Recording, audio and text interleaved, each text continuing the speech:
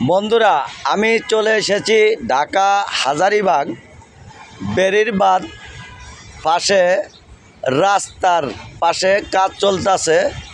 তো আমি আপনাদের ভিডিওটা আপনাদের সামনে শেয়ার করতেছি।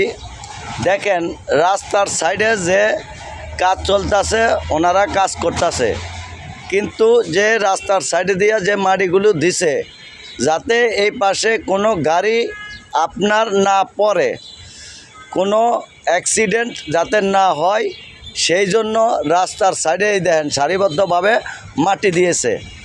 এই মাটি দেওয়ার কারণ হলো কোনো গাড়ি যাওয়া অবস্থায় যাতে এই গর্তের মধ্যে বা কাজ চলতেছে, কাজের এখানে কোনো গাড়ি না পড়ে, সেই জন্য মাটি দিয়া এখান দিয়ে সাইডে দিয়া, মেন রোডের সাইডে দিয়া কিন্তু এটা বরাদ্দ করে রাখছে। এই মাটি দিয়া যাতে গাড়ি না, দেখেন কি সিরিয়াল, কত সুন্দর গাড়ি আসতেছে যাইতেছে।